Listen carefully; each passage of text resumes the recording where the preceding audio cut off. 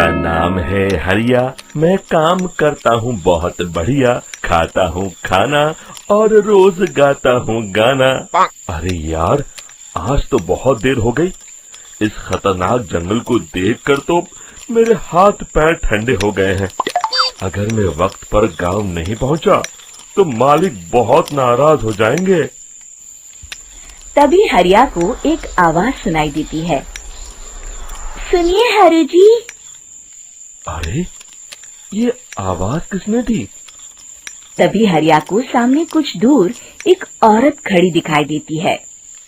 अरे भाई, ये औरत अकेली इतनी रात को इस जंगल में क्या कर रही है? चलकर पूछना पड़ेगा। फिर हरिया अपनी बैलगाड़ी उस औरत के सामने लाकर रोक देता है और उससे पूछता है। अरे सुनिए, आप इतनी रात को इस खतरनाक जंगल में अकेली क्या कर रही हैं? तभी वो औरत मीठी आवाज में कहती है। अरे हरु जी, आप आ गए। मैं कब से आपका इंतजार कर रही थी।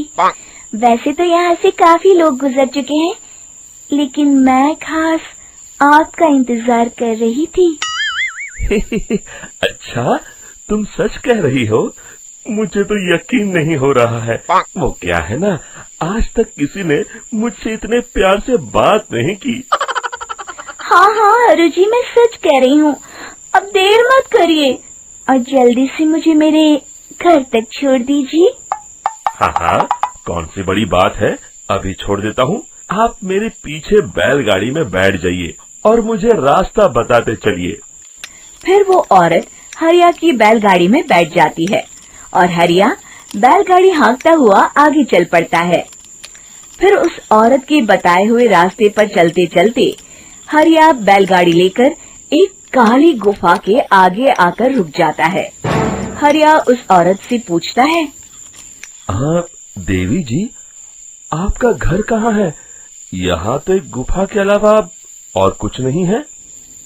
तभी अचानक वो औरत हवा में उड़ने लगती है। देखते ही देखते उसका सुंदर रूप एक डरावनी चुड़ैल में बदल जाता है और वो जोर जोर से हंसती है। अरे तू तो एक नंबर का बेवकूफ निकला। तू तो बड़ी आसानी से मेरी बातों में आ गया। अरे मर गया रे, ये तो एक चुड़ैल है। हे भगवान बचा ले, ये तो बड़ी डरावनी दिखाई दे रही है। और फिर अगले ही पल हरिया की बैलगाड़ी में रखा सारा सामान हवा में उड़ता हुआ उस काली गुफा के अंदर चला जाता है और वो चुड़ैल भी उस गुफा के अंदर जाकर कहीं गायब हो जाती है। हरिया ये नजारा देख बुरी तरह घबरा और परेशान हो जाता है। अरे, ये चुड़ैल तो मेरा सारा सामान लेकर गुफा में गायब हो गई। अब क्या होगा? अगर मैं गांव खाली हाथ गया तो मालिक मेरी अच्छी खबर लेंगे। मेरी इस बात का कोई यकीन भी नहीं करेगा। फिर आखिर वही हुआ। हरिया के मालिक चंपक सेठ को हरिया की किसी भी बात पर रत्ती भर भी यकीन नहीं हुआ। चंपक सेठ को लगा हरिया झूठ बोल रहा है और उसने ही लालच में आकर सारा सामान हड़प कर लिया है। फिर हरिया को बेईमान समझकर चंपक सेठ उसे काम से निकाल देता है। अगले दिन अपनी दुकान में परेशान बैठा चंपक सेठ गुस्से में बड़बड़ाता है। अरे, दुकान में तो सामान बिल्कुल भी नहीं है। अब मुझे ही शहर जाकर सामान लाना होगा। फिर वो अपनी बैलगाड़ी लेकर शहर चला जाता है। शहर से सामान लेकर जब चंपक सेठ वापस गांव लौट रहा होता है, तभी उसे एक आवाज सुनाई देती है। चंपक जी, ओ चंपक जी। अरे, ये तो कोई मेरा नाम लेकर मुझे पुकार रहा है। फिर उस रास्ते में वही औरत खड़ी दिखाई देती है। फिर क्या था, हरिया की तरह चंपक सेठ भी उस औरत के पास अपनी बैलगाड़ी लेकर जाता है और वो भी उसकी चिकनी चुपड़ी बातों के मुंह जाल में फंस जाता है। फिर चुड़ैल उसे भी अपनी गुफा तक ले जाती है और उसका सारा सामान लेकर गुफा में गायब हो जाती है। बेचारा चंपक सेठ लाचार होकर खाली हाथ गांव लौट आता है। फिर ये उस जंगल में रोज की बात हो जाती है।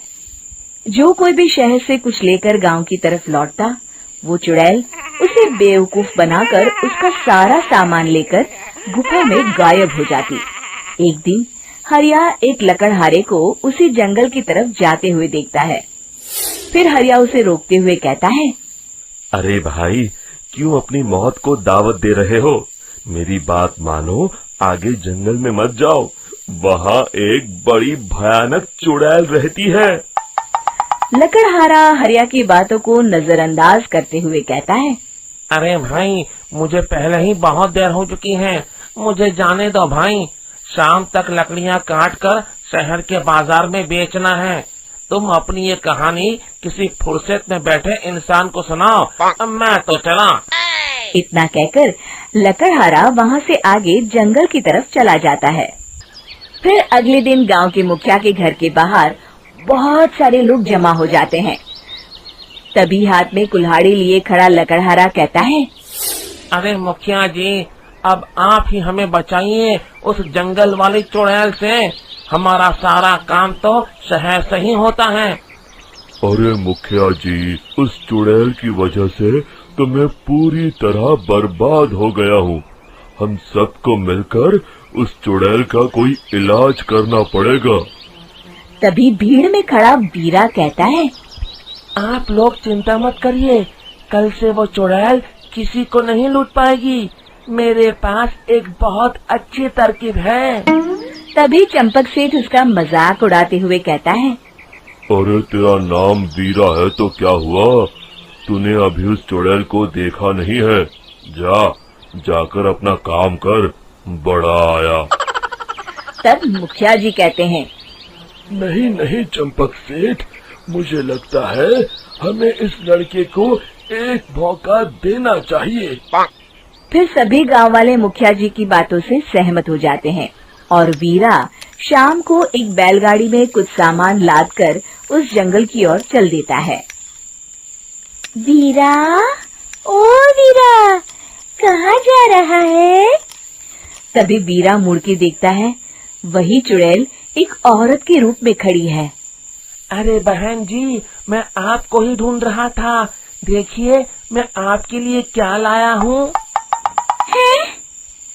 अरे वाह, तू खुद मेरे लिए इतना सामान लाया है।